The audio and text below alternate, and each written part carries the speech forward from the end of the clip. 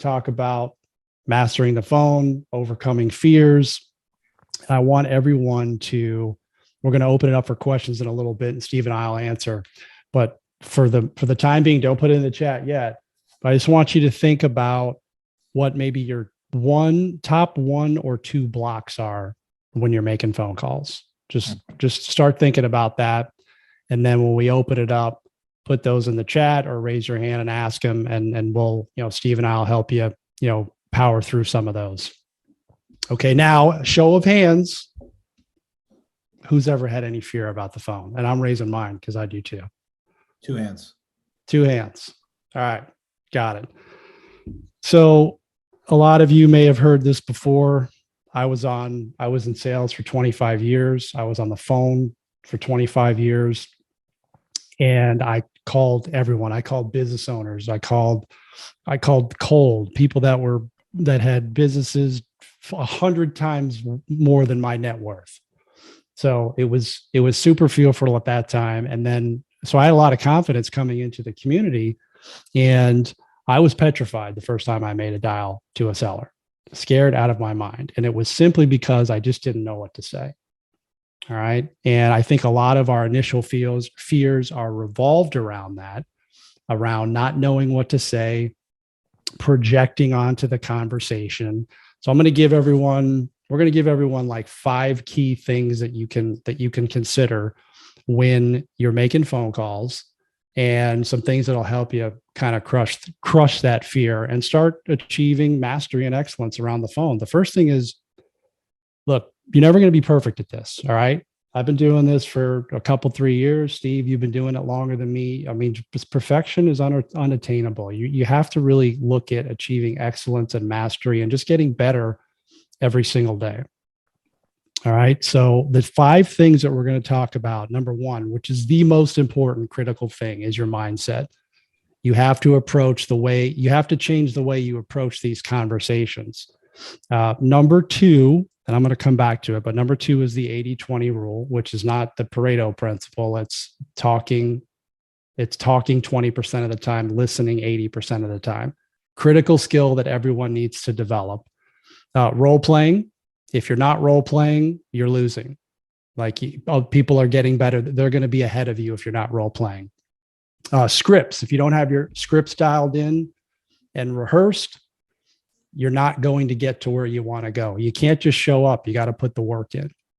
And then the 5th thing is minimum calls and repetitions. You have to make a certain number of dials. You have to get your reps in. Otherwise, you're never going to achieve this excellence, mastery, and crush your fear. You have to do it. All right. So let's talk about mindset. And I was on a high 6 group call yesterday. And for those of you who are not in high 6, we have group calls every week. We have that for immersion too. So in addition to the mastermind, if you're not in our community, we also have group calls once a week. Steve and I and a couple of other coaches meet, and it's really, really informative stuff. And one of the things that I had said to the group, because I think a lot of people have this mentality when they're talking to a seller, there's a reason that they call the seller and you're the buyer. You are not selling anything. You are the buyer. The seller has something for sale. You're trying to buy it. So you have every right in your mind, you have to have this mindset to ask questions, to be curious. Would you just walk into a store or make a major purchase? Would you walk in to a dealership? Sorry, Steve, I'm talking about cars here. Would you walk into a dealership and just pick out that car and say, "Oh, I want this. Sign me up. I'm going to give you 50 grand." No, you wouldn't. You would do some research. You'd talk to the salesman. You'd probably want to drive the car. Tell me about the car. Same thing with a house. When you're talking to a seller, don't feel like you have to convince them to sell you the house, like you're buying. So have that mentality. I think that will be very helpful for everyone. If you can just approach it from the standpoint of you're not buying, you're not selling anything. A lot of us, when we're making the calls, and I listen to a lot of the calls, we feel compelled to tell the seller how great we are and how much we know about lease purchase and seller financing. And it gets away from what we really are trying to do, which is uncover what their problem is. That's a waste of your time. That's a waste of their time. It doesn't make any difference if how great owner financing is or lease purchase if the seller needs their money right now today to go buy the next house. Like, they're not going to care how great lease purchase is. So you have to fix your mind. Like, seriously, what is the worst possible thing that could happen on a phone call? Like, what's the worst possible thing? Too many of us are like, well, what if the seller doesn't like this? What if they hang up on me? What if they call me a bad name? Seriously, what if? Okay. So if that happens, this attitude is what I have. I thank the seller for the rep. Thanks. I got a rep in. I made a dial. I got better. And now they've done you a favor. They're not your seller. You got to move on and call the next person. There's always somebody else to call. Mentality wise, there's a couple things that I used to do before I called, like warm up. Okay. If you were going to go work out, would you just start lifting a bunch of weights? If you're going to run a marathon, would you just start running, or would you warm up? If you don't warm up, you risk injury to your body.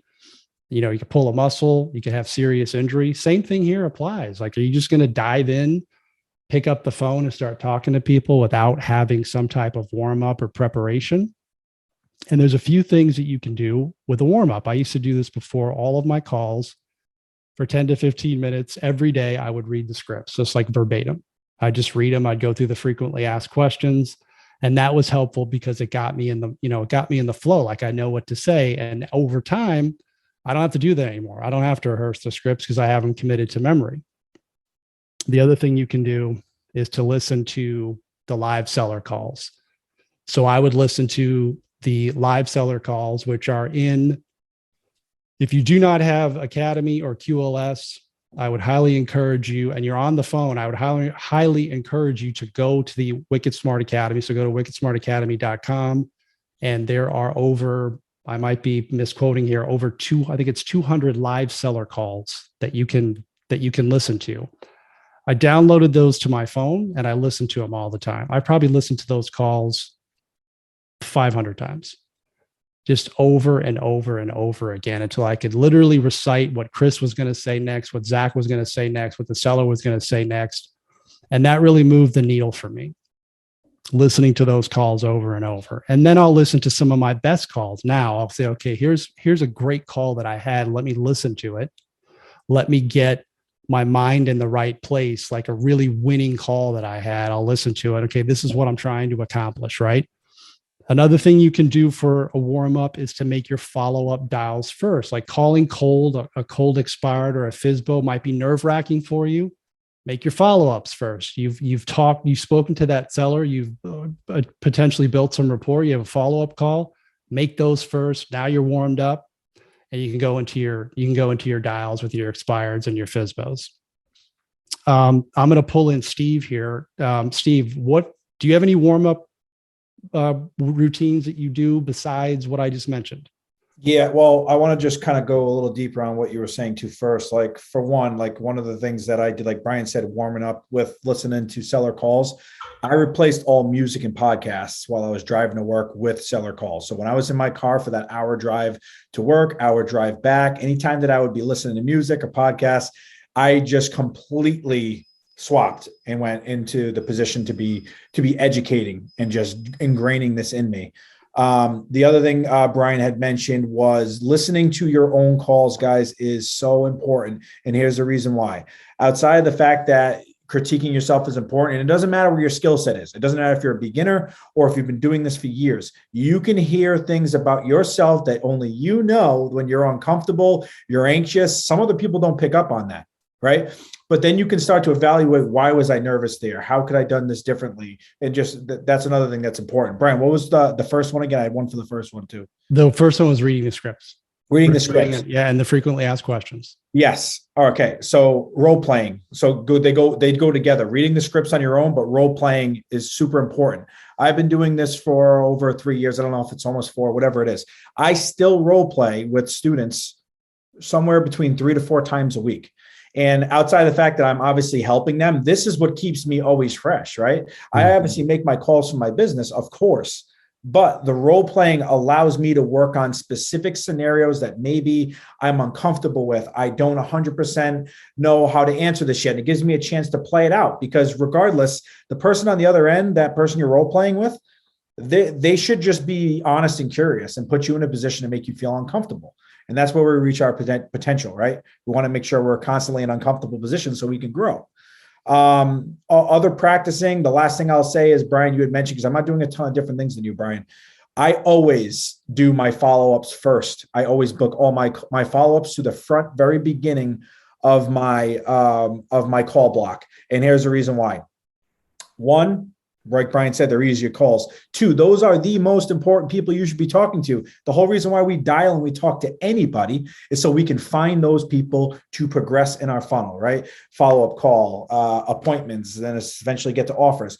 So I always put them first, outside of the fact to get warmed up, because those people are the warmest. We need to talk to them. And also, the only things that's promised in the beginning of our time block is that in the very beginning, we know we have time to make these calls. If you start making follow-ups at the end of your time block, what if one of your kids needs you to pick you up? What if something's changed in your schedule? You just put the most important calls to the back burner.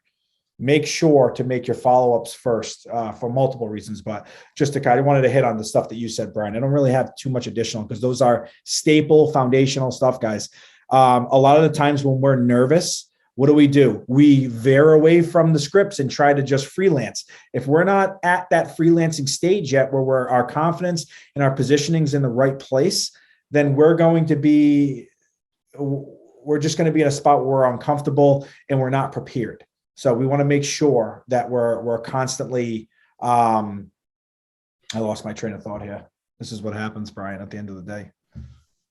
You progress in age too. So yeah, sure. Look at my hair. You can tell I'm progressing. Yeah, exactly. No, that's great stuff though, Steve. If you remember, just, butt in. Yeah. I appreciate you sharing that.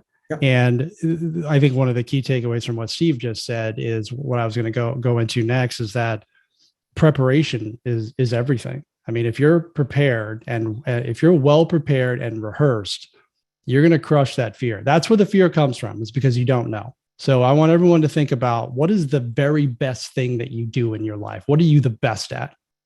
Whether it's your job or a sport or, whatever. Why are you the best at it? Why are you good at that? Think about that. That's what you need to apply to the phone if you truly want to get good on the phone, because you need to master this to be able to do deals. If you're texting and you're emailing and you're getting leads by mail and you're avoiding the phone, at some point you're going to have to talk to a seller. And it doesn't make any difference how great your postcard is. It doesn't matter how great your text message is or your email is. If you can't talk to a seller and have a conversation with them about why they're selling, what their motivation is, what their problem is, doesn't make any difference. So you have to this is the best way to get good at that, is to just treat the first, and this is how I approach my first 90 days of calling. I said, I expect nothing out of this except to be better than I was after my first phone call. That's it. So it's the entire process. Like, you're not trying to land a home run. If that happens, great. But at the end from day one to day 90, you want to be miles ahead from day one. And you will, if you approach it the right way. The second thing I want to talk about is 80-20, okay, which is listening. You have to develop the skill of listening. I made this mistake for years. I was in sales and it's like, hey, let me tell you how great I was an elevator salesman. I couldn't wait to tell everyone how great our elevator was. It was better than the competition. And here's why. Here's all the features and benefits. And plenty of people didn't buy from me because they didn't need one. They took the damn stairs. They didn't need to spend $300,000 with me because they had a stairway that was fine. They didn't need it. And I also did not uncover what their issue was. I got good at that later in the game, but that was the situation, is you really have to uncover the problem. And you do that by listening, not telling. So I have a note I have a Post-it note on my computer. It's been here since 2019. It's all wrinkled up now. And it says, listen, don't tell. Listen, don't offer. Listen and ask. Everything is around listening. When we're talking to sellers, I want everybody to think about this. For those that are making phone calls or those who haven't made phone calls, there's typically like 5 or 6 things that we're trying to find out, right? Number one, we want to know why they're selling the house. We want to know, what happened, what the situation is, where are they going, and when they need to be there. So we want to know timelines. We want to know about the house, repairs, if any repairs need to be done. If they're renting the house, if they're a tired landlord, we want to think of what we refer to as like 2 or 3 money questions.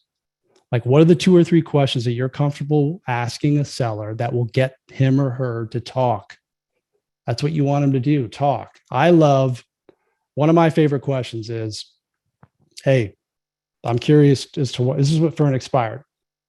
I'm curious as to why you took it off the market. What happened? And a lot of them will, I talked to a seller, asked that question, said my realtor was terrible. I honed in on that. Tell me more about that. I relocated to Texas. Tell me more about that. She's talking. I'm just asking these follow-up questions. And you need to figure out what those 2 or 3 money questions are. Then in some cases, you don't have to ask all of them because they're telling you, oh, well, the house is, the house just needs a new roof, or, it's great. I've done all these updates. They'll tell you everything about the property. And in that, while they're talking and they start to feel comfortable with you because you're letting them talk and not interrupting, that's a huge mistake I see with a lot of calls that I listen to. Is it's like you can hear the person, you can hear the investor, like just waiting for the seller to talk so that they can jump in. Just let them go. Just let them go, and then wait for the pause, ask the next follow-up question. It's really something that you need to focus on. And the best associates in this community are the best listeners. And if you do it the right way, you can, and Mike McCready's, who I just saw his face pop up, is great at this. He is great at getting the sellers to literally write the deal for you by asking questions the right way and asking them what they want. You don't have to offer, well, I'll give you $200,000 for the house. You don't have to go that route. You can find out what it is that they want by inserting the motivation, and you can, you can write a great deal if you uncover the motivation, but you have to develop those listening skills. Mike, I appreciate you being on. Maybe talk a little bit. I always love your approach when you're talking to a seller and you've uncovered the motivation and you're trying to find out, what their goals are. Could you talk a little bit about that? Because you're really great at it. Yeah, ultimately, I try to ask the questions for them to give me the answers. That way, when the time comes for the offer, there's really no surprise, right? You're giving them what we've already discussed. They're looking at it, and from there, the only reason why they would not take it is if they're going in a totally different route, right? It's not because you're not hitting their numbers. So putting everything out there on the table, a lot of times when I go to a viewing, I'll get it to the stage where, if I feel comfortable enough, where I will ask them straight up, like, what are you looking to net in your pocket in the end? Face to face, though, right?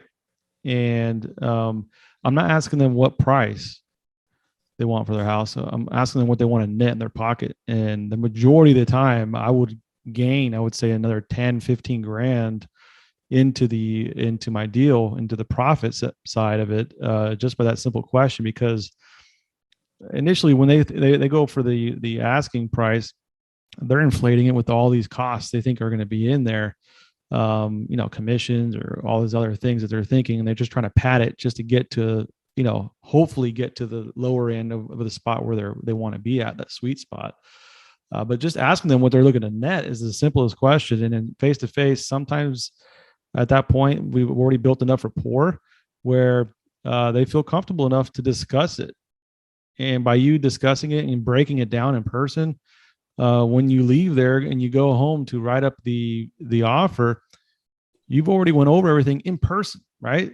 Not even just on the phone. So it actually means more that they've given you a number, and they almost feel like, I don't want to say pressured, but it's kind of like, hey, I gave you what you wanted.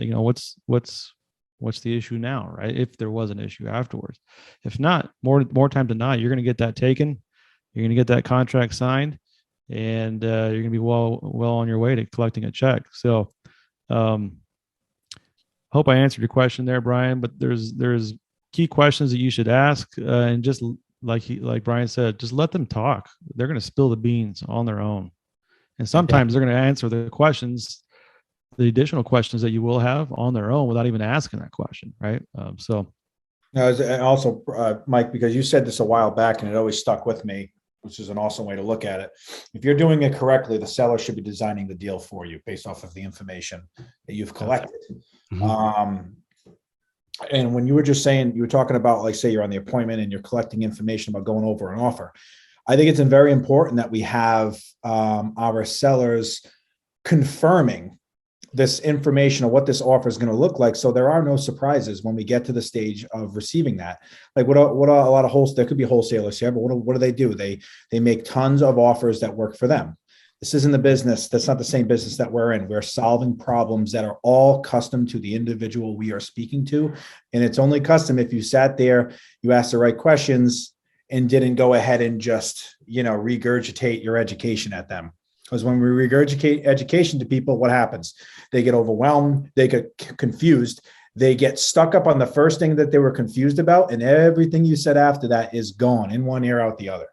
So it's good to check in when you're talking to people, right? You explain something, let's re-engage them now. Let's see where they're at when it comes to their level of understanding, and if they have questions, because I don't want to move past all these things and then have 4 questions, because realistically, they're probably not even going to remember those 4 questions. They're going to be like so overwhelmed. So it's really important that you spoon feed, you collect information, and give them room to think. It, like Mike said, it is unbelievable the stuff people uncover when you give them room to think. Sometimes we don't do that because of our anxiety or whatever it is on the phone. We start to speak a lot. Benefits package, buyer seminars. That's what we do in this community when we're nervous. We talk too much. So yeah. I think it's very important, like Brian and Mike said, finding a way to be comfortable in the silence. It's difficult, but once you've done it a couple of times, it is one of the most powerful tools that there are. 1 Mississippi, 2 Mississippi, like 5 Mississippi is okay. Like you can just not speak. It's okay. Yeah. And that's like an old sales rule too. It's like, and Steve will say that, and Steve Carney will attest to this. Like when there's silence, the first person who speaks loses. Now, you don't have to apply that to the phone. I'm just saying, but that's a real thing. And so the key here that Mike and Steve were talking about is just get the seller talking, right? And if you ever because I have here objections, because I think a lot of people get freaked out when they get thrown off script, right? We have a script, the seller throws something at you, or sometimes they're really aggressive, and you just feel like you want to run for the door, hang the phone up, and get off the phone as quickly as possible. It's very common. It happened to me. You get thrown something, you don't know how to react, and you just want to end the call and get off the phone. And I'm telling you, a very high percentage of those situations can be turned into leads if you just stick with it. You have to remember what you're doing. Okay. What you're doing is you're cold calling somebody that has no idea who you are. So they're automatically defensive. Put yourself in their shoes. What would you do if somebody called you blindly about your house, your most prized asset, where your family lives? So you have to put yourself in their shoes, be empathetic, but be curious. And it's okay if they throw something at you like, are you a realtor? No, I'm not. I'm a buyer. Are you getting a lot of realtors calling you? Just ask them another question. Are you one of those low balls investor? I'm like, no. Are you getting a lot of that? No, I don't do that. You don't have to go in and tell them you buy on lease purchase, but just be prepared for those objections, handle them, like acknowledge them. Like this is the seller telling you, I'm afraid, like I'm scared of I don't know who you are. And you'll get a lot of that. Raise your hand if that's happened to you. Like sellers who get defensive, they just start attacking you and they try to take control of the conversation. You have to get control of the conversation back quickly. And the best way to do that is to not feel like you have to defend yourself. Like you're not under attack. Okay. They're just showing their nervousness. So if you think you're nervous, they're just as nervous. They're just as scared. They have no idea what you're about to say, what you're talking about, especially when you start talking about terms. They have no idea. So you're the expert. So be confident in that you have this knowledge. You don't have to, spill it all over them, but you're really just trying to see if you can help them. So have that mentality. Look, I'm trying to help you. You don't have to tell them that, but that's what your mentality is. Like, how can I help this person? Is this someone that has a problem that I can solve? Most of the people are not going to be in that bucket right now today, especially if people put their house on the market 2 days ago. So you have to just get to the point where you are handling an objection and isolate each one. The best way to handle an objection is to isolate it. Okay. Well, that won't work for me. I'm not doing a lease purchase. Okay. I would say, all right, well, what was it about what I just said that you don't like? What don't you like about it? Versus that won't work for me. Like, okay, well, I don't like the fact that, I have to wait for my money. Okay. Other than that, is there anything else you don't like about it? No. Okay. Now I've discovered their one concern about lease purchase, not 15 or 20. You can do that literally with everything. Because while you're doing all these what if scenarios in your mind about the seller, like what if they hang up on me? What if they don't like me? What if this doesn't work? There's no way they're going to sell their house to me on terms. They're doing the same thing to you. And for any of us who have been on the phone, it's like, well, what if you go bankrupt? What if you stop paying me? What if this doesn't work? Like, they're telling you I'm scared. So that's why you have to be knowledgeable. It is your job to know what you're talking about so that when you get a situation with a seller like that, who is open to this, but is scared, you have to make them feel comfortable. So that's why the preparation piece is crucial, to know what you're doing, know how to handle these objections and answer them. And that's going to put you in a really, really great position with credibility. The seller will start to trust you. You'll start to gain more confidence, and that's going to move the conversation along. Again, the first call, it just needs to be a few minutes discovery. You're just trying to figure out if this is a seller that would be open to this concept. You don't have to buy their house on the first call. Again, this is not happening. In the couple 3 years I've been doing this, I've had one house where I agreed to terms on the seller on the first call once. Every other time it's been, it takes time. It takes weeks or months in some cases. So it's only happened once. And he was in dire straits.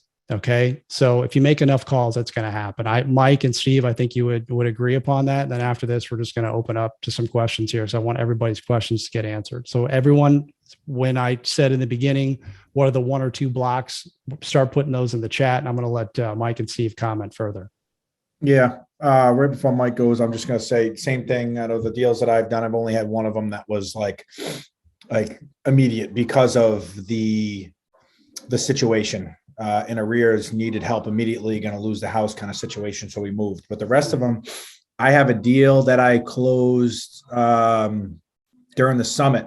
It took me just about a year to get it on a contract and took me 140 days to sell it. So they're all over the place. It's all a matter of when your seller is comfortable, ready, has enough pain, or just when they feel the opportunity is here. You can't force people to do certain kinds of transactions. You can only present them with the ones that are pertaining to them, right? Yeah. You can't force people to work with you now. They are going to work with you when they're ready, right? Whether, like I said, it could be an owner finance deal where there's not a ton of pain, but it's just the responsibility of the home, or they see tax advantages. Whatever it is, you have to move at the pace that the seller is moving at. Mike, I cut you off, buddy. I want to reiterate what Brian said in regards to that we're helping these sellers, right? If you go into the call with the mindset that you're trying to help someone instead of trying to sell something to someone or try to convince them that this is the right path for them, it makes you so much more relaxed on the call. You don't feel pressured. You're not going to be nervous. You could say that, hey, I understand our terms or our route doesn't work for everybody, but for those who do, this is the best way to maximize the value in your property, right?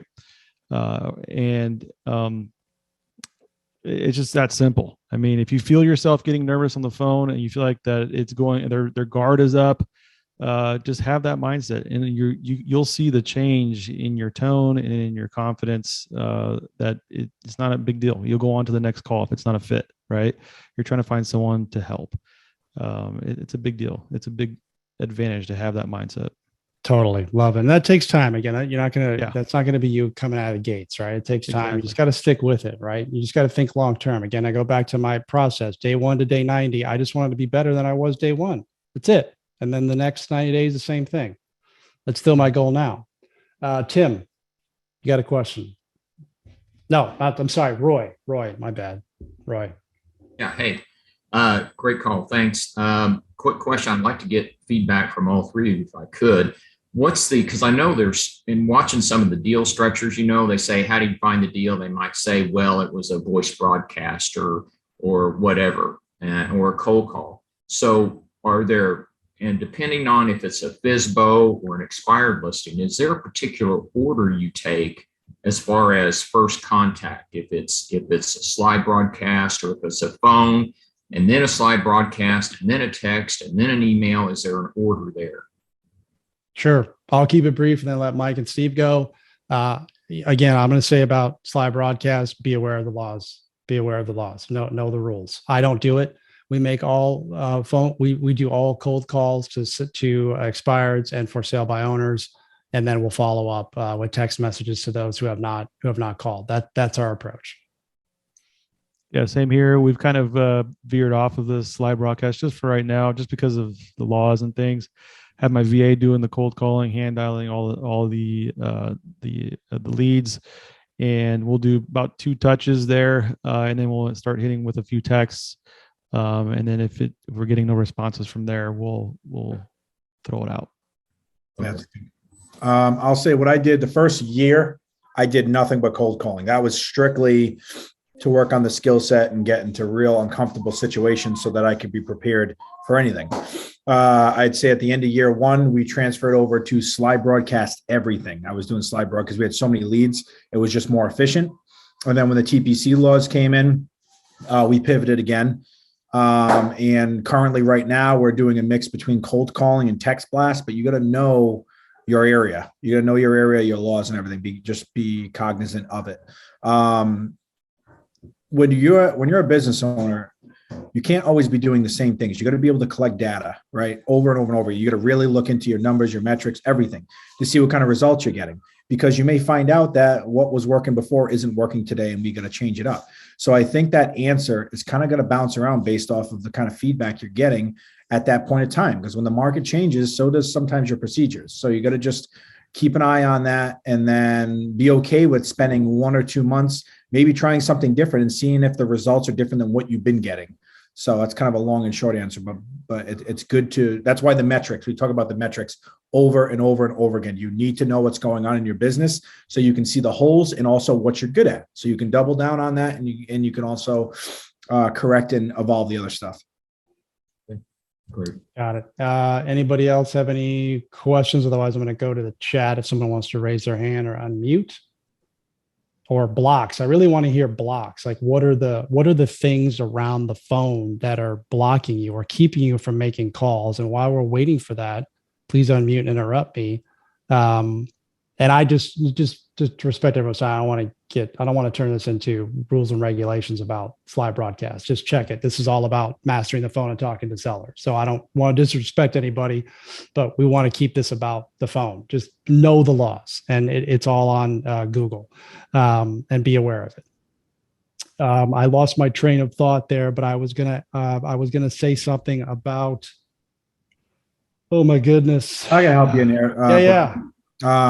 I'm just curious. So how many people do we have here that are actively making calls, but like are new to the phones? Raise hands wise. 1, 2. Okay. I got it. Only on the first page I see, but probably a bunch of you guys. What do you, I'll preface it with when I started, I had like, what was I nervous about? In the chat, if you can, write, because I know I probably know the answer to what you're saying. What's the thing that you're the most nervous about picking up the phone mentally? Like what's going on inside of you? I want to hear about that. I can just, while you're writing them in there, one of the things with me, I remember I was taking on, right, a new business, something I've never done before. My life before this, I was the authority in what I did. Super confident, right? I figured I was going to come in here. Brian had great expectations coming into this community. I did not. I thought I was going to, it's like going to college year one and thinking you're going to graduate in the same year. That's where my brain was. And I just, I made this very difficult for me. Now, I didn't have any kind of skills on the phone at all, but I know one of the things that kept was in my head, and which is basically another version of imposter syndrome. What if they found out that I've only been doing this for a month, right? What if they ask me a question that I sound like an idiot and I don't know the answer? What if I fumble? I never really looked, because it was so many years since I was in an unfamiliar territory, right? I knew so much about what I did that I wasn't in a ton of positions where I was uncomfortable. So this was new for me. So all of these crazy internal demons popped up when I started making these dials. And realistically, when we make mistakes and we fail forward, all we have is an unlimited amount of learning opportunities. That's not how I was looking at it. My expectation had a dollar sign next to it. That screwed me up for 8 months. You know what I mean? I felt like I was a failure because I wasn't doing deals yet, right? But I wasn't thinking about, I was getting a college education basically at such a rapid pace, and everybody that was around me, instead of being in a classroom where everybody's there for themselves, right, trying to learn, I was around 100 people who were all trying to do the same thing. We're all supporting of each other. So I could have made that journey very different if I had the right expectations. So let's read in the comments here what people are struggling. Morgan's got a question too, Steve. Let's go ahead, Morgan. Last one. What do you got, Morgan? Sorry, this is not relevant to Steve's thing. I can wait till after he's done. No, that's right. You put it in the chat too, and you raised your hand. So go ahead. Good. Okay. The stuff you were talking about regarding listening skills that's very helpful. Particularly letting people talk and not interrupting. But the question is, how do you stay quote unquote in control of the conversation and listen and be a good listener, leaving those long pauses? And I'll give one other thing, and not stop talking as a sign of how I don't listen. Just my problem, I think, is because I'll feel unsure. If it's an unsure pause, then they take it away with doubts and questions, whatever, but not questions constructive, which I have a sense that that's probably different from these poignant questions and then listening. But anyway, that's why I'm asking. Sure. So that's a great question I saw in the chat. So how can you remain in control when you're asking a bunch of questions? That's how you control the conversation is literally by asking questions and letting them talk and continuing to follow up. One of the tricks that I do, what really helps me is while I'm talking to the seller and asking a specific question, I'm just writing down a bunch of notes. I'm writing down notes. I'm listening to them and writing at the same time. And that kind of keeps me almost away from waiting for them to stop talking. I'm literally writing a book report here. And just once they're done, once I feel like they've said what they've said, I ask the next question. Again, the money questions, two or three things that you're going to ask a seller that'll get them talking. That's total control of the conversation. And then once you find out what their motivation is, if they have any, that's when you go in and insert the motivation to, hey, would you be open to this idea of, selling on terms? That's complete control. And somebody else put in that. Does that answer your question number one, Morgan? Does that help? Yes. I'm going to think about it a little bit more and then get back to you. Sure. I would also throw in there, Morgan, a lot of times if I'm ever stumped, I'll reiterate that question back to them. It gives me time to think. Sometimes I reroute the question. I say, well, let me ask you this first. This will help. And I'll ask a different question. It gives me time to think while I'm asking a different question. There's all ways that you can kind of circle around and make it seem like this question I'm asking you is actually going to help us get to there. You can always give yourself more time. Or third thing, it is 100% okay with being honest. I'm telling you, if you're going to bullshit and they know you're bullshitting, that's not good. If you say to them, hey, listen, you know what? I'm meeting with my partner in a little while. That's actually a little while after this. That's a really good question. I just don't want to, I don't want to give you the wrong information. So I'm writing this down and I'll get back to you on that. It's okay to do that. People are going to respond better to that than they are to talking around in circles. And then you're kind of all over the place. Totally. Robert Purcell put something in the chat that's awesome. I'm going to call on you, buddy. He was nervous about if they asked a question he'd have the answer to. I think all of us are nervous about that. You know, we have a fear of looking stupid, looking silly, like we don't know what we're talking about. So Robert's one of our highest dialers on a weekly basis. How did you get over that? How did I get over that fear? Yeah. I don't know. You just do it more, and then with more experience, you tackle that one. Oh, they asked me that question, and now I got that one in my little bag, and then you keep going. Oh, now I got that one in my bag, and then eventually you just feel like you can take on any question, and you still might get something that you haven't answered before, but you have an idea of what you're talking about. So experience, Right. which means you have to get on the phones, do the dials. That's it. Beautiful. Thank you for sharing. The master is the master because he makes more mistakes than the student. Right. So according to Steve Carney, which I believe this to be true, that the one asking questions controls the conversation by Socrates. Thanks, Steve. That's got to be right. That's a good one. Morgan. I'm not going to fact check it. It sounds good to me.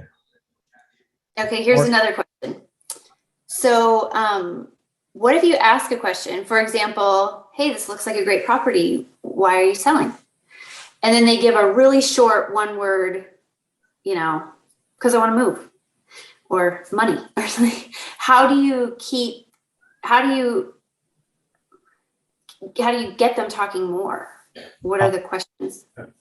Well, in How that do you specific phrase it? scenario, I'm going to give you specifics. So you said, I'm because I want to move. Okay. Where are you going? That's none of your business.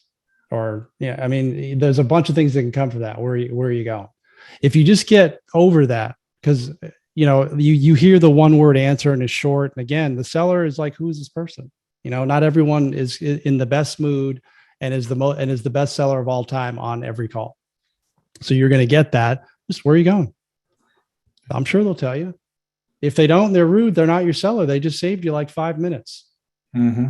You know what I'm saying? So I would want to know where are you going? And then when do you need to be there? When do you need to be there? Morgan, I like to give compliments when I get motivation. I'll just say, you know what, seems like a nice house. I'm surprised you're even selling it. And that sounds different than why are you selling? That sounds invasive. Mm-hmm. So that's what you can do. You can kind of give them a compliment to collect information. It kind of disarms them a little bit. And just like Brian said, whatever they say, I want money. Okay. Well, or I'm moving, I'm downsizing. Oh, did you find a house yet? I know I heard that it's been hard for people to find homes recently. You just kind of get a little more personable and you're diving deeper because whatever these people's motivation is, surface level ain't it. It's like, that's the start of, okay, now we're starting to get somewhere, I'm moving to Florida. What's in Florida? You have family there? And you just kind of keep on diving a little deeper. You're being personable. You're not being invasive because, you're just asking curiously, right? A lot of times it's the tone that we have that kind of raises flags. And I'm not saying you're not going to run into jackasses. I run into jackasses on a daily basis in Connecticut and Massachusetts.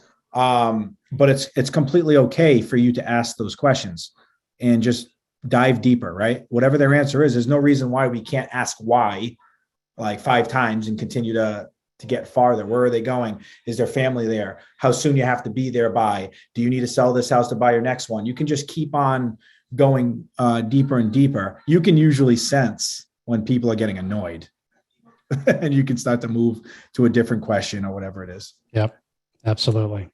All right, we got about 5 or so minutes left, and then we got to get ready for our associate only mastermind call.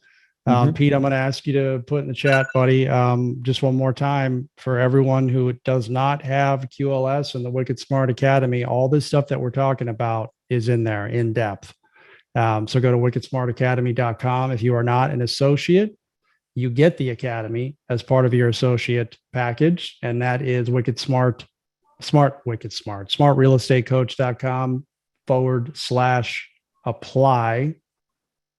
So you can apply for our associate. You get the academy included with your associate level. Okay, back to the question. Somebody asked about my book, and coming soon is all I'm going to say. So coming soon on that.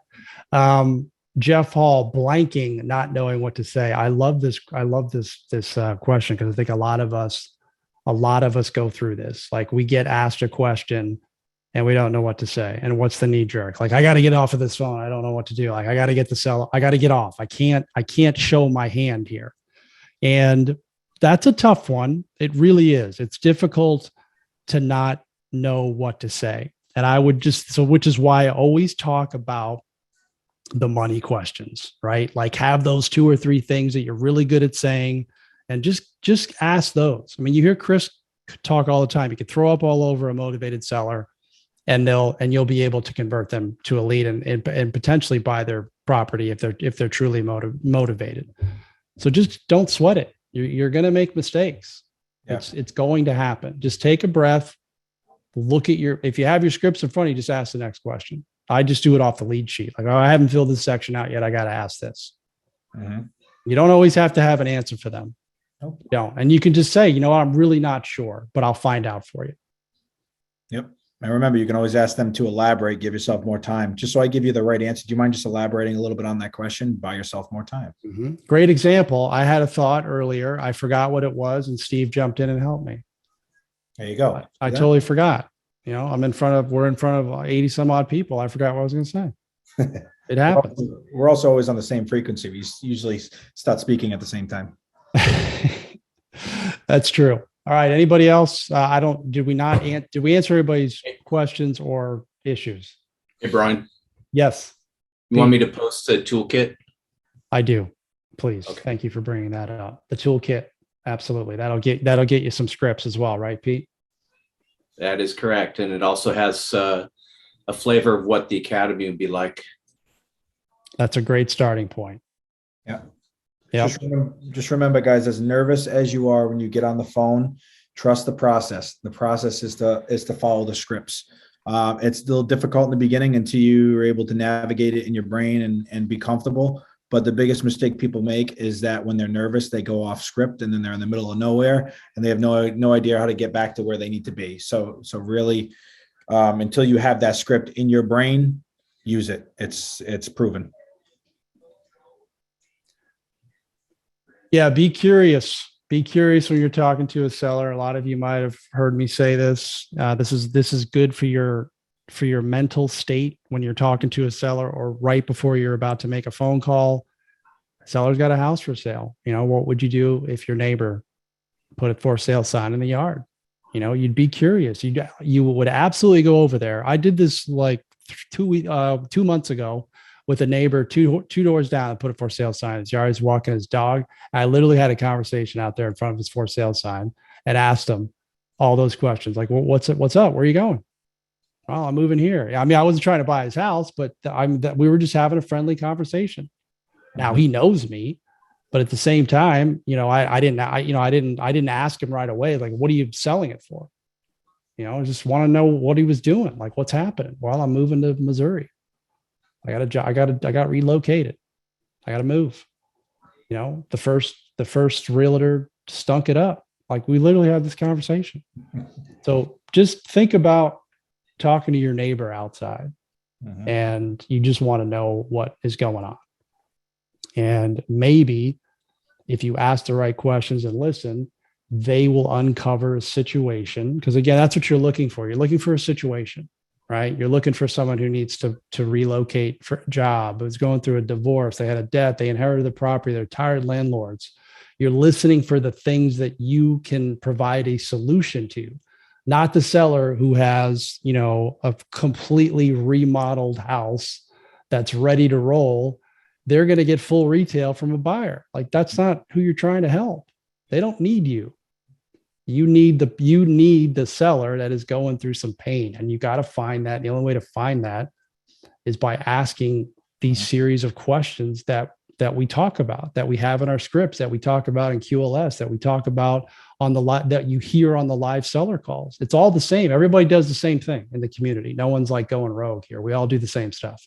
That's it. And I was going to say, you don't need to be a Mike McCready's or Robert Purcell or Brian O'Neill to find a motivated seller and be incredible on the phone. You can close deals with people and stink on the phone. If they're motivated enough and you have a solution, it doesn't make a difference. So just go into that knowing that you're doing your best. You're only going to get better, and you're surrounded by people who can help you. I love it. I love it. Ruben had, this might be a silly question, but do you use a seller's name when they pick up the phone or you ask for their name? Somewhere I read using the seller's name might be rude if you never have spoken. No, Ruben, people love to hear their name. I mean, you want to just say, hey, am I speaking to Steve? Am I speaking to Steve at 123 Main Street?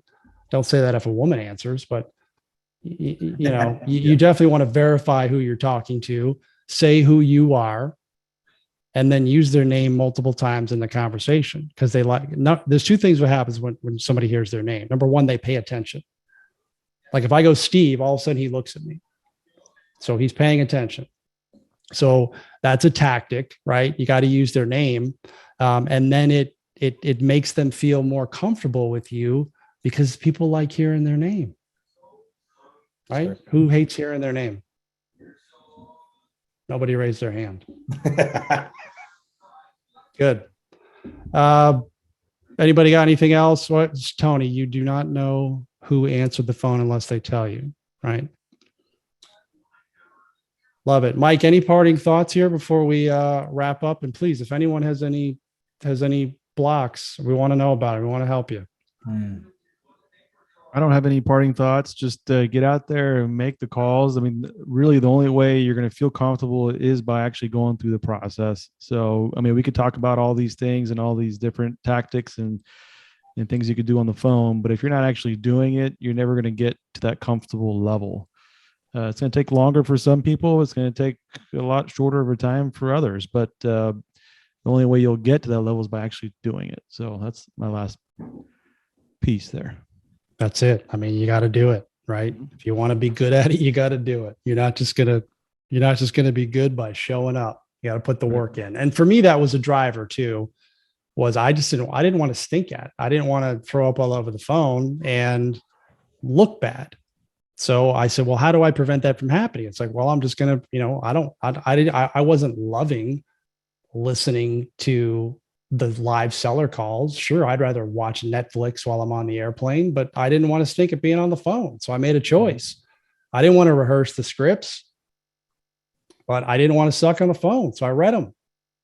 And now I don't have to read them anymore. So there will be an end game for you in having to do that grunt work. But you got to do it. You have to do it. There's no way around it.